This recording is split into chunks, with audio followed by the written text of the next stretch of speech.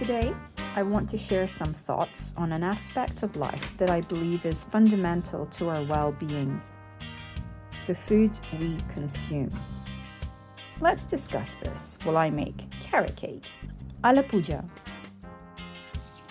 It's a topic that can feel confusing with conflicting advice and endless trends, but at its core, it's remarkably simple. Nourishing our bodies with wholesome foods is one of the most powerful acts of self-care we can undertake, I believe.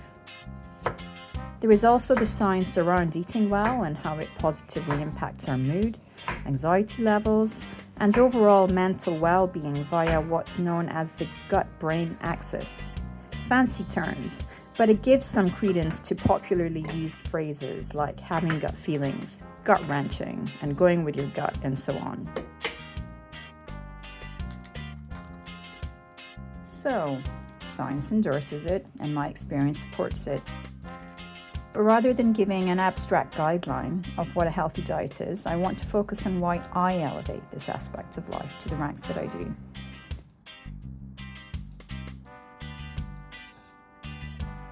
You see, for me, it's not just about making a delicious treat. It's about making it genuinely healthier without sacrificing upon flavor. Starting off with a little secret for saving time and boosting nutrition: I don't peel the carrots. It's a win-win. Fewer steps and even more fiber for a cake. Healthier doesn't mean harder. The reason I use the ingredients I do stem from my desire to offer more vibrant, nourishing options that delight the taste buds while truly caring for our bodies. In general, refined foods not only lose quite a lot of their nutrition because of wholesale removing of parts of the unprocessed food, but they often take more energy, time, and resources to produce, and so have a relatively more negative impact on the environment. So for me, this has become about consciously and lovingly reducing the quantity of processed foods that I buy and consume. I use wholemeal flour. This brings a nutty depth and flavor, a boost in fiber, and retains more nutrition from the whole wheat kernel than its white flour equivalent, which removes the wheat bran and wheat germ parts of the kernel. The same is true for why I use raw sugar in place of white sugar. And I'm adding in more flavor again by adding spices, which give the cake a bit of an antioxidant, antimicrobial, and anti-inflammatory kick. While it's absolutely true that balance is key to living well, it's not that every single bite must be perfectly healthful.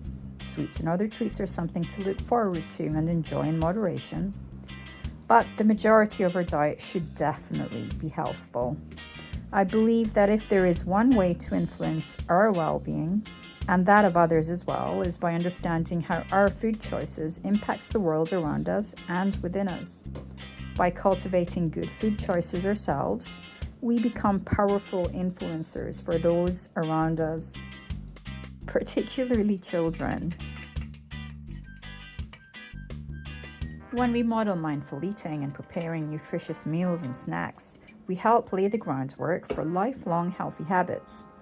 In a world where unhealthy food is unfortunately often the most accessible and heavily marketed, it becomes a crucial act of care to guide those we can influence towards making more wholesome choices.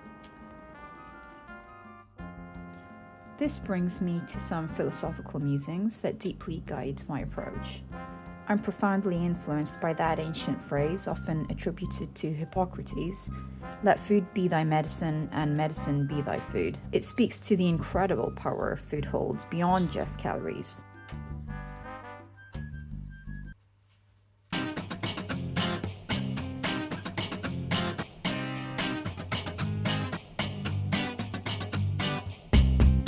Further to that, I'm guided by the Vedic perspective, specifically the Ayurvedic perspective.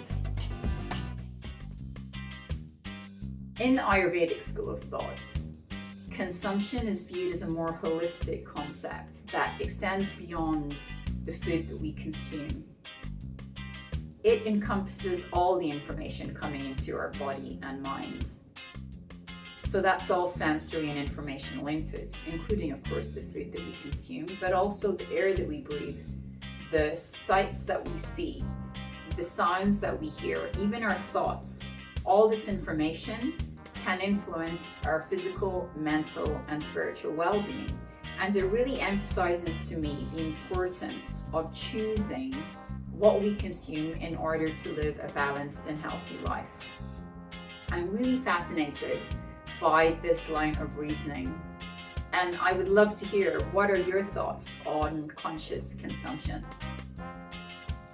And there it is, my carrot cake.